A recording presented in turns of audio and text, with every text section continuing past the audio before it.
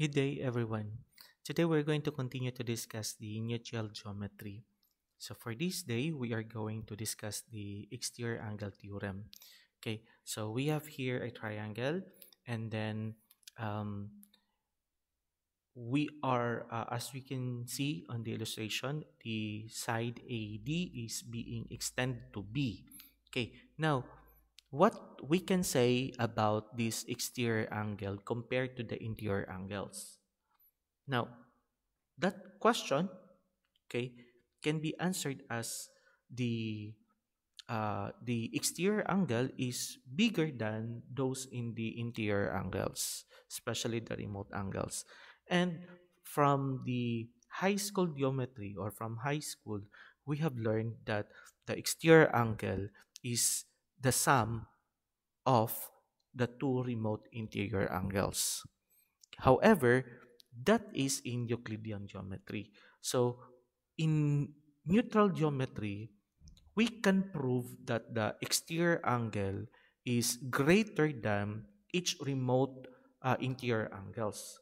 However, we cannot prove that the exterior angle is equal to the sum of the remote angles because it needs parallel postulate.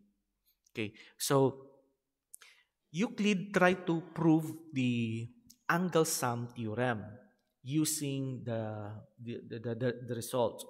However, in his proof, he had a gap that went unnoticed for 2000 years. So for this discussion, we will try to explore and see that gap clearly today. Okay, so this theorem is very useful because it tells us something about all triangles in any geometry, not just on the Euclidean geometry, but also in the hyperbolic and spherical geometry. In other words, this exterior angle theorem in the neutral geometry is a universal truth. Okay, so let's have the definition of the exterior angle and remote interior angles. So here, the definition of the exterior angle is an angle supplementary to an angle of a triangle is called an exterior angle of the triangle. Now, um, take note here that this definition, okay, emphasized supplementary. So for just a sort of review, when we're talking about supplementary, it means to say that if we are going to add the two angles, that becomes 180 degrees. So in other words, for in this case, angle CDB plus angle CDA is equal to 180 degrees. Okay, another. The two angles of the triangle not adjacent to this exterior angle is called the remote interior angles. So when we are talking about remote, meaning that uh, the direct translation of the remote is far away, okay, or in this case, not adjacent. So the angle uh,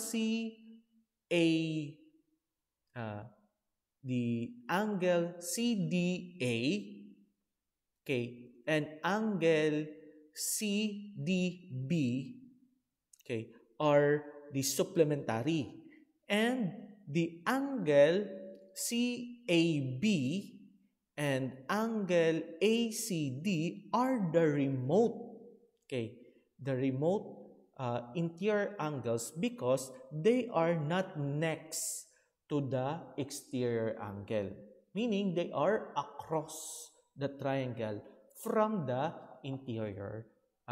exterior angle.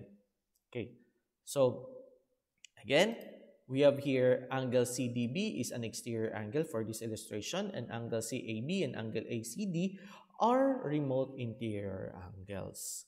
Okay, so if we are going to ask how many exterior angles does the triangle have, our answer should be 6 because two at each vertex, meaning that one on each side of extension. So we have to remember that the definition says an exterior angle is supplementary to an interior angle. So this means that it formed by extending one side. And it makes a linear pair with the adjacent interior angle. And it's not inside the triangle. Okay. Now, let's have the exterior angle theorem. Okay. So, exterior angle theorem, the exterior angle of a triangle is greater than either remote interior angle. Okay. So, take note here, greater than and not equal. Okay. So, there is really a key distinction. For the neutral geometry, we can only prove that in this case, angle CDB is greater than angle A, or the angle ACD is greater than angle B. In Euclidean geometry, angle ACD is equal to angle A plus angle B. Okay. So, take note that there somehow you may form a misconception because you might assume that the equality holds. Okay. Now, you probably learn, of course, from high school that the exterior angle equals to the sum of the remote interior angles. That is true. Take note that that's true. However, we cannot prove it without parallel postulate. All we can prove here is the inequality. So, why does it matter? So, there is a distinction. Okay. So, this distinction is crucial. For example, in hyperbolic geometry, the angle sum of a triangle is less than 180 degrees. So, it means to say that the exterior angle is greater than the sum of the remote interior angles. Okay. So, the inequality is fundamental truth. So, the equality, okay, is special to Euclidean geometry. Okay. Now, if we are going to prove this one, okay, we can prove by having a cleaver construction. So, you will find a midpoint and then extend the median, and then we can use the SAS congruence. And then we can have the, what you call this one? You can have the contradiction or a proof that they are, the angle, the exterior angle is greater than the interior angle. Okay, so Euclid's proof on this theorem had a gap. Okay, so he assumed that when he extends segment, for example, segment BM, the point B prime would fall in the interior of angle or triangle ACD, or angle ACD rather. So, however, he didn't prove this. He just drew this way. And that is the gap. Okay. Now, let's have the construction. Okay. So, consider triangle ABC, extend the side BC, pass C to a point D. The angle ACD is the exterior angle at vertex C. The interior remote angles are angle CAB and angle CBA. Okay, let's try to prove. Okay, so take note that again, there we have here the construction. Okay, so here is the proof. So you have the statement, consider triangle ABC, extend BC to D, and angle ACD is the exterior angle. So that's the given. Okay, so let M, okay, be the midpoint of the side AC. So you have there. Okay, just for illustration.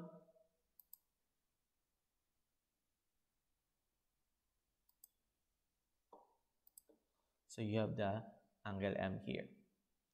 Okay, so the midpoint of AC. So take note that by construction, every line segment has exactly one midpoint. So draw a line segment BM. So here we have BM and extend it to a point E such that BM is congruent to ME and draw segment CE. So this is, of course, by construction again. So through any 2 points, there's exactly one line. Okay, so in this case, you have the segment AM is congruent to segment CM because it's what we call this one, definition of the midpoint.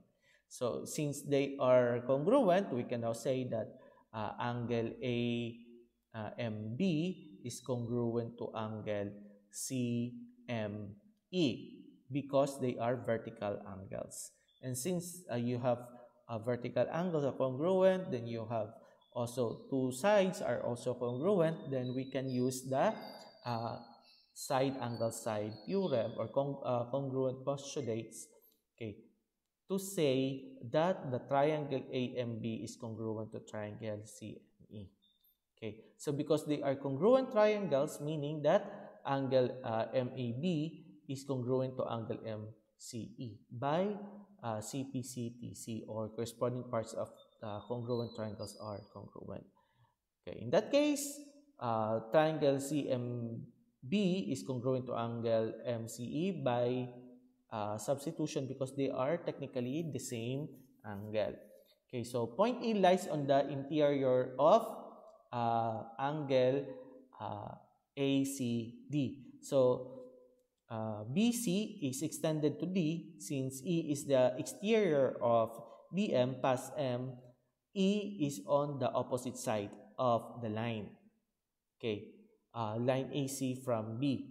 C is the line BD. Okay, by the plane separation postulate, E must be in the exterior of angle ACD. Okay, so the sum, okay, ACD is equal to the sum of ACE and angle ECD. So this is angle addition postulate. Okay, and then by having that one, you have angle ACD is greater than the angle ACE. So the measure of the whole is greater than the measure of any parts.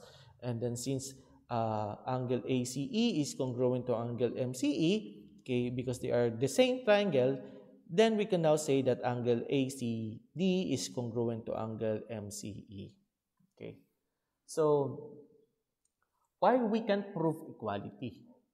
Okay, so what we cannot prove, we have the angle ACD is congruent to angle BAC plus angle ABC because they need parallel postulate. And then you have here why the equality falls or fails rather, okay, because in Euclidean geometry, we can prove the angle sum of the triangle, which is equal to 180 degrees. And that needs a parallel postulate. Another, you have the what we call this one, linear pair. Okay, what we call this one, you have angle BAC plus angle ABC plus angle 100 ACB is equal to 180 degrees. Okay, again, that needs parallel postulate. Okay, so angle ACB plus angle ACD is equal to 180, so that's linear pair, and that is true for the neutral geometry.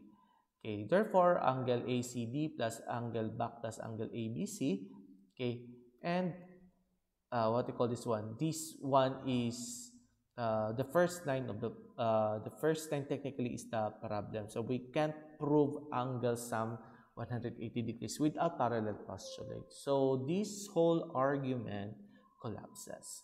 Okay, so but we can't prove angle sum 180 without parallel postulate. Okay, so in hyperbolic geometry, the angle sum of the triangle is less than 180 degrees. So angle ACD is greater than angle BAC plus angle ABC. So that's strict inequality. So inequality is fundamental truth. So our takeaways here, exterior angle is greater than either the remote angle, remote interior angles, that's theorem 4.2. And then we prove that this by using SAS congruence and the separation axiom. Okay. And then this is an inequality, not equality. Okay, so the equality, okay, requires parallel postulate. So Euclid's proof had a gap, okay, that Hilbert's action fixed. So this theorem is universal. It works on all geometries. And let's have the measure of angles and segments. Okay, so far, we have compared angles and segments using congruence. So we've said that like angle A is congruent to angle B, or segment AB is congruent to segment CD. But we haven't used any numbers. So why might we want to introduce numbers? So of course, we need to introduce numbers because we need to calculate. Okay, we need to be more precise, and we can use it in algebra. Okay, so until now, our geometry has been purely qualities. We say things are equal or one is bigger than the other, but we don't say how much bigger. So today, we will bring in the quantitative measurement. So Euclid actually avoided using numbers as much as possible. So he referred geometric construction, but modern geometries or modern mathematics benefits from combining geometry with arithmetic. So this is what we are going to do in this discussion. Okay, so measurement, okay, introducing measurement isn't free. It requires additional axioms. Specifically, we need Archimedes' axiom. Okay, this is our first use to continuity axiom. Okay, of Hilbert's axiom. So we need to establish two things: how to assign degree measure to an angle, of course from 0 degree to 180 degrees, and how to assign length to segments. So that's positive real numbers. Both systems have important properties that we are going to prove. Okay. So until now, congruence, we only talk about congruence. We made able to say angle. So this is what I mentioned a while ago. Angle, segment AB is congruent to segment CD. Okay, and angle A is congruent to angle B. So you have segment AB is less than CD. So that's one segment is smaller. But we couldn't say that angle 4 is equal to angle 5, 45 degrees. Or AB is congruent to, not equal to 5 centimeter. So what measurement allows? Okay, we used it algebra. We used it in algebra in geometric proof, calculate actual values, add and subtract angles and segment numerically, use the properties of real numbers, prove theorems that requires arithmetic, and what would be our trade-off. So take note that in our trade-off, okay, to introduce measurement, we must assume Archimedes' axiom. So if you can still remember that when we are saying Archimedes' axiom, you have here given any two segments, if we laid off one of them enough times, will eventually exceed the other. So this connects geometry to the real number system. Okay. So it means to say that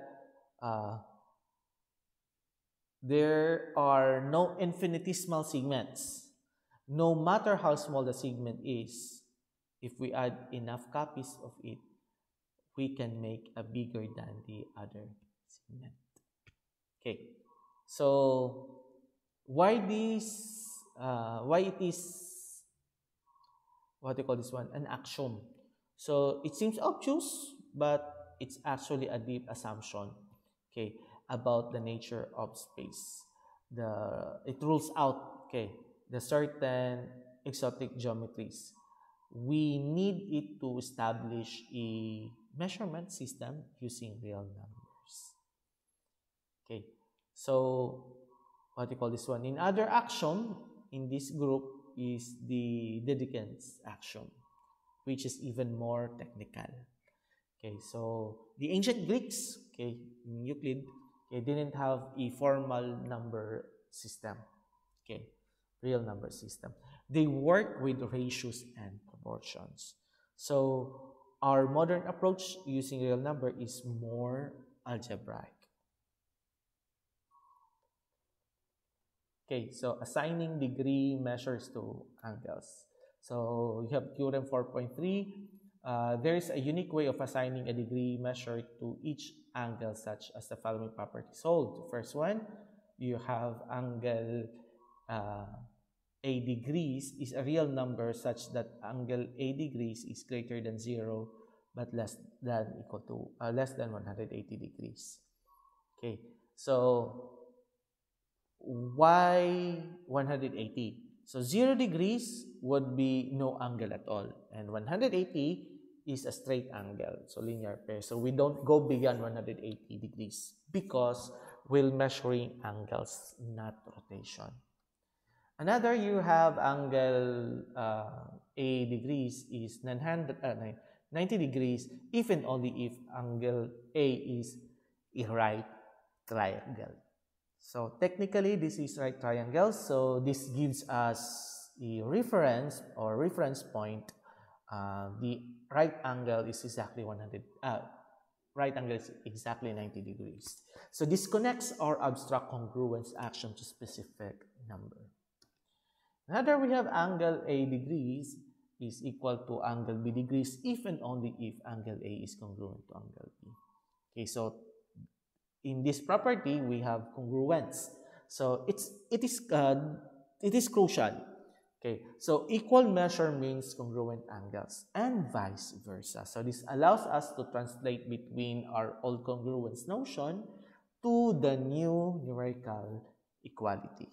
So another, you have segment AC is interior to angle DBA or DAB rather, then angle DBA degrees is equal to you have angle DAC degrees plus angle CAP degrees. Okay, so this is additivity. Okay, so this is the angle addition postulate. Okay, and then the other one is the existence. So for every real number x between 0 and 180, there exists an angle A such that angle A degrees is equal to x degrees. So this is existence. Okay, for any number between 0 to 180, there exists any in the measurement. So this means that we can construct any angle we want. Okay, another supplementary angles, so that's the sum is 180 degrees. So this formalizes what we know intuitively about two straight lines rather. Okay. So degree notation, we have here notation convention rather. You have angle A degrees, this degree measure of angle A. Okay, so we can write angle A degrees equals 45 degrees means that the angle A measures 45 degrees. Okay, if less than, we say acute. If it is equal 90, that's right. If greater than 90, it's obtuse. Okay, so yeah.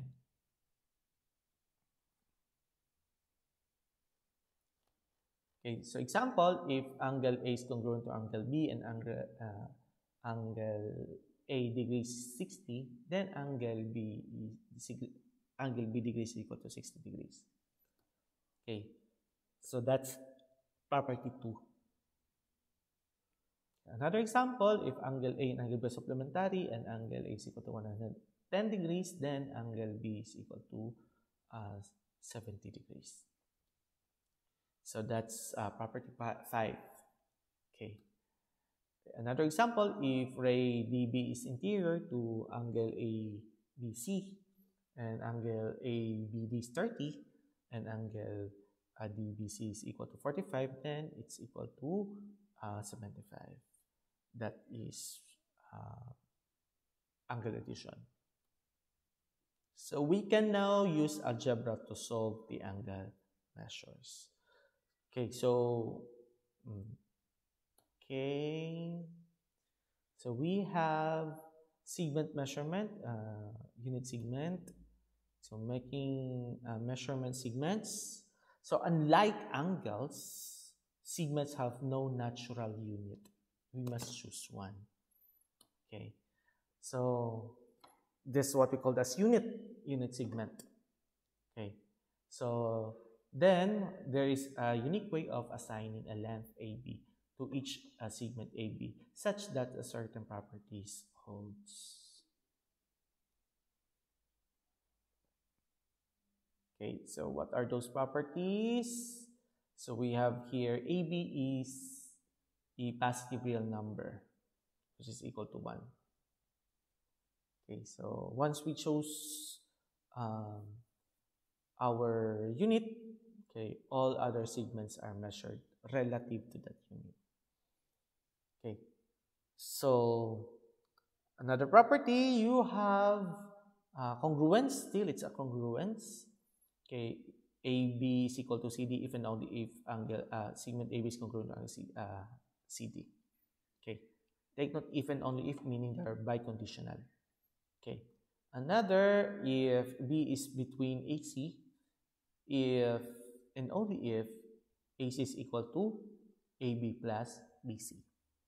So again, this is additivity, additivity rather.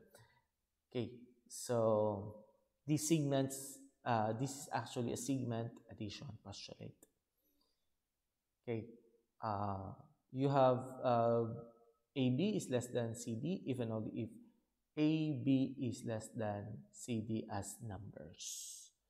Okay, so this is order preservation. So longer segments have larger numerical values. Okay, so another existence. Okay, for every positive real number x, there exists a segment AB such that AB is equal to x. Okay, so technically, this property is an application of Archimedes' axiom. So take note, this property is where we actually need Archimedes' axiom. So to construct a segment of length x, if x is a whole number, laid off the unit segment x and x time. If x is a fraction, then for example that's p over q. Okay, subdivide the units and lay off the p pieces. If x is irrational, like square root of 2, Archimedes guarantee, or Archimedes action guarantees that we can approximate it closely as we want. Okay. So the length depends on the choice of unit segment. Different units gives different numbers, but all relationships are preserved. Okay. So algebraic properties from measurement. So what we can do, what we can now do is, of course, solve equations, use proportions, apply arithmetic, okay, use real number properties, and for example, given the triangle ABC, ray BD bisects angle ABC. If the angle ABD is degrees is equal to 3x plus 5 and angle DBC is equal to 5x plus minus 15, find x. So of course we can use that what do you call this one, solution. So BD bisects, meaning that angle ABD is congruent to angle DBC. Okay. Okay. Therefore, okay, using the property 2, they are equal. Okay. So 3x plus 5 is equal to 5x minus 15. So in this case, negative 2x is equal to negative 20. Divide both sides by negative 2 so that x is equal to 10. Okay. So the answer is 10 and each angle measures 35 degrees. Okay, that's it. Thank you very much for watching.